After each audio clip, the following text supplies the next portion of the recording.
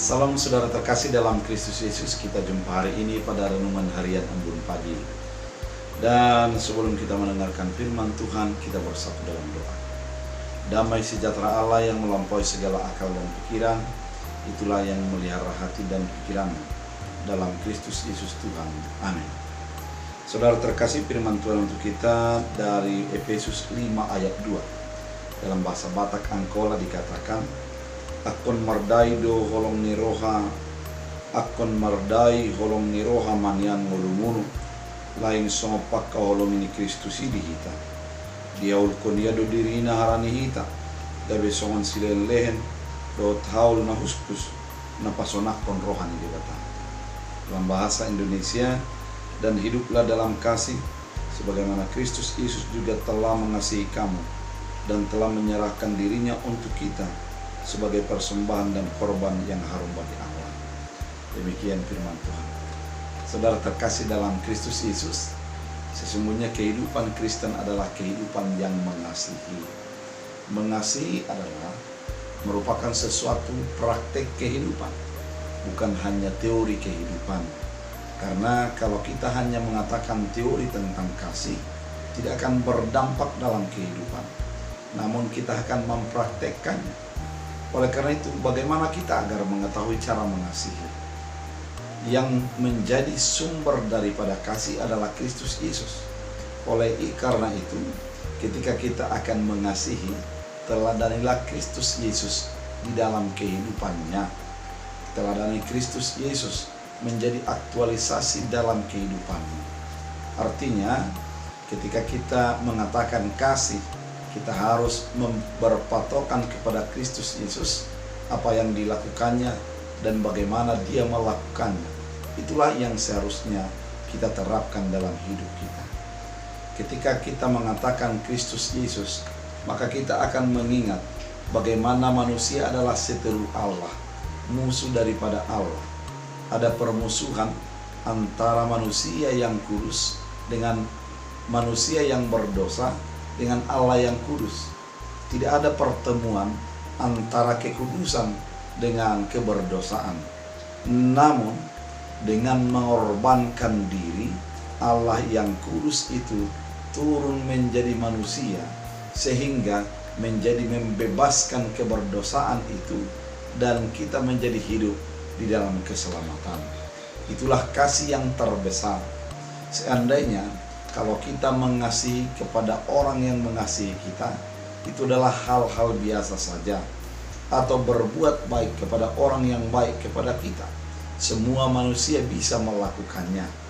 Namun ketika dikatakan kasih Kristus adalah ketika kita menjadi musuh Allah, Allah rela berkorban agar kita menjadi diselamatkan dari hukuman kepada keselamatan yang kekal. Saudara terkasih dalam Kristus Yesus, itulah yang diinginkan oleh Paulus kepada jemaat Efesus pada firman ini. Dan saat ini sampai kepada kita. Hendaknya terasalah kasih kita, terasalah kehidupan kita yang mengimani dan menghidupi Kristus Yesus melalui perbuatan dan tindakan kasih.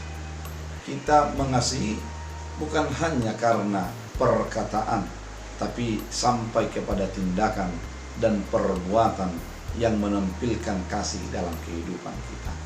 Saudara terkasih dalam Kristus Yesus, kalau kita mengasihi, kasihilah orang yang memiliki keterbatasan. Kasihilah orang yang menjadi musuhmu. Kasihilah orang yang seterumu. Kasihilah orang yang tidak memahami engkau dan melakukan sesuatu yang kurang baik. Karena dengan demikian akan terasa nilai kasih itu di dalam kehidupan kita. Oleh karena itu, saudara terkasih dalam Kristus Yesus, ternyata kasih itu adalah pengorbanan dengan menyadari dan mengimani apa yang sudah dilakukan Kristus untuk membebaskan dan mengasihi kita. Oleh karena itu, ketika kasih sebagai teori, pada saat ini kita diajak supaya melakukan kasih sebagai praktek kehidupan, sebagai teladan kehidupan.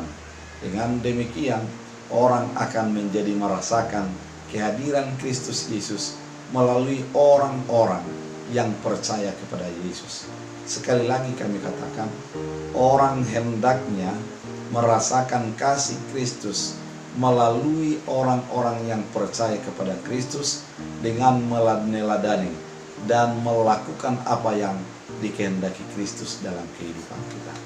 Oleh karena itu saudara terkasih, firman ini sangat kuat mengingatkan kita, hiduplah di dalam kasih sebagaimana Kristus Yesus juga telah mengasihi kamu dan menyerahkan dirinya untuk kamu. Ketika kita menyadari kasih Kristus, di sanalah kita menjadi terdorong secara iman untuk melakukan kasih dalam kehidupan kita. Kita berdoa. Terima kasih Tuhan atas firman yang Kau sampaikan, mengingatkan kami agar mampu mengasihi orang yang membenci kami, mengasihi orang yang menganiaya kami, mengasihi setiap orang dalam keadaan dan situasi yang mereka hadapi. Biarlah firman ini menjadi bagi kehidupan kami, dan biarlah setiap orang melakukan tindakan kasih dalam kehidupan. Dalam Kristus Yesus. Amin. Tuhan Yesus